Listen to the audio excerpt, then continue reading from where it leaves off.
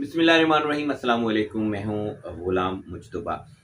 अच्छा, सऊदी अरब से बहुत बेहतरीन खबरें आ रही हैं। सऊदी, तुर्की और पाकिस्तान का एक मुश्तरका मुआहिदा हुआ है कि जंग के हवाले से, कि अगर कभी कोई जंग होती है, किसी भी मुल्क पर कोई हमला होता है, तो वो एक ही जगह तस्वुर किया जाएगा। यानी तीनों में से अगर सऊदीया पर कोई कहीं से हमला होता है, पाकिस्तान पर होता है, तुर्किया पर होता है हमला, या किसी से कोई जंग होती है, तो वो तीनों मुल्कों को समझा जाएगा कि जी हम तीनों मुल्कों के ऊपर ही हमला हुआ है। ये अब बड़ी एक ज़बरदस्त दिलचस्प ये सूरत हाल है, और दिलचस्प जो है वो और बेहतरीन और अच्छी और पॉजिटिव पाकिस्तान के लिए भी है कि पाकिस्तान भी एक समझ लें कि एक ऐसे ममालिक के साथ शाना बशाना खड़ा है, और एक दूसरे की तीनों मुल्कों को ज़रूरत है। इस हवाले से कैसे हुआ, किस तरह हुआ, थोड़ा सा पस मंज़र भी जानेंगे, और हम ये भी जानेंगे कि इस सारी चीज़ों का मुस्तक़बिल क्या होगा।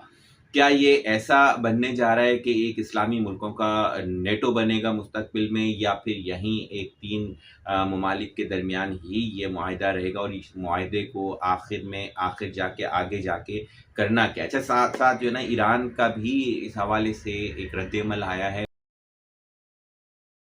जी बिल्कुल। ताज़ा सूरत हाल के मुताबिक ये सऊदी अरब, तुर्किया और पाकिस्तान ने ऐसा दिफाई मुआहिदा कर लिया है जिसने मशरिक़ वुस्ता की सियासत और सिक्योरिटी के मंजरनामे में एक नई बहस छेड़ दी है।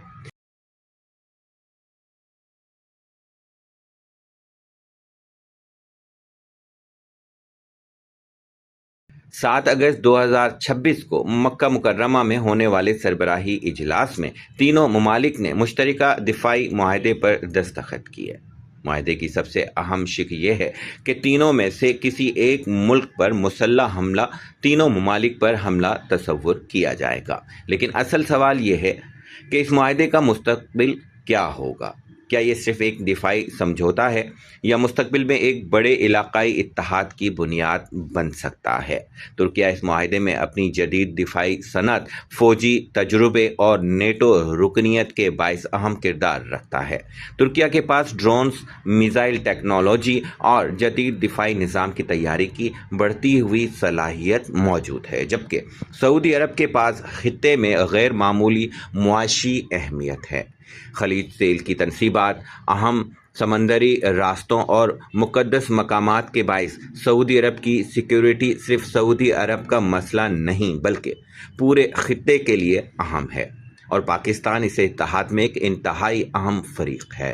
पाकिस्तान के पास एक बड़ी और तजुर्बेकार फ़ौज मौजूद है, और उसके साथ साथ जौहरी सलाहियत भी मौजूद है। इसलिए सऊदी अरब, तुर्किया और पाकिस्तान का एक प्लेटफॉर्म पर आना खित्ते में ताकत के तवाज़ुन के हवाले से अहम समझा जा रहा है। लेकिन क्या ये मुस्लिम नेटो बनने जाएगा? ये सवाल सबसे ज़्यादा ज़ेर बहस है। फ़िलहाल तीनों ममालिक ने मुआहिदे को किसी मखसूस मुल्क के ख़िलाफ़ इत्तेहाद करार नहीं दिया, बल्कि इस दिफाई और इलाकाई इस्तेहकाम करार दिया है। इसलिए फौरी तौर पर उसे नेटो जैसा मुकम्मल फ़ौजी इत्तेहाद कहना दुरुस्त नहीं होगा। ताहम अगर मुस्तक़बिल में मुश्तरका फ़ौजी मशक़ें, इंटेलिजेंस शेयरिंग, दिफाई पैदावार, मिसाइल डिफेंस और मुश्तरका ऑपरेशनल मनसूबा बंदी बढ़ती है, तो ये मुआहिदा एक ज़्यादा मजबूत सिक्योरिटी ढांचे में तब्दील हो सकता है। लेकिन एक सवाल ये भी उभरता है कि क्या ईरान के लिए इसमें कुछ पैगाम है? इस मुआहदे के बाद ईरान समेत खित्ते के दीगर ममालिक भी सूरत हाल पर नज़र रखेंगे। ईरान में बाज़ हलकों की जानिब से इस मुआहदे पर तनकीद भी सामने आई है, लेकिन तीनों ममालिक का मौक़िफ़ यही है कि यह मुआहदा किसी मखसूस मुल्क के ख़िलाफ़ नहीं बल्कि मुश्तरका दिफा और इलाकाई अमन के लिए है।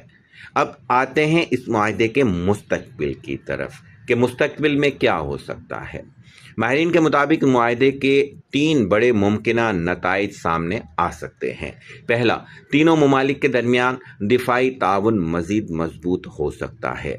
दूसरा ये कि तुर्किया की दिफाई टेक्नोलॉजी, पाकिस्तान की फ़ौजी सलाहियत और सऊदी अरब की माली वसाइल मिलकर मुश्तरका दिफाई मंसूबों को जन्म दे सकते हैं। और तीसरा, अगर इलाकाई सिक्योरिटी सूरत हाल मज़ीद ख़राब होती है, तो ये मुआहदा एक बड़े इलाकाई सिक्योरिटी इत्तेहाद की बुनियाद भी बन सकता है।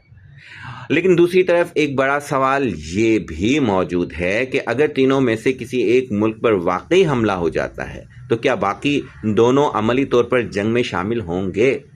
اس کا جواب آنے والے وقت میں اس معاہدے کی اصل طاقت کا تعین کرے گا، لیکن آخری بات یہ کہ سعودی عرب، ترکی اور پاکستان کا یہ معاہدہ صرف کاغذ پر ایک دفاعی سمجھوتا نہیں، بلکہ خطے میں بدلتے ہوئے طاقت کے توازن کی ایک اہم علامت ضرور ہے۔ اب دیکھنا یہ ہے کہ یہ معاہدہ صرف تین ممالک کے درمیان دفاعی تعاون تک محدود رہتا ہے یا آنے والے برسوں میں یہ ایک نئے علاقائی سیکیورٹی بلاک کی بنیاد بن جائے گا۔ آپ کے خیال میں کیا سعودی عرب، ترکی اور پاکستان کا یہ اتحاد مستقبل میں مسلم نیٹو کی شکل اختیار کر سکتا ہے؟ اپنی رائے کامنٹ میں ضرور بتائیے گا۔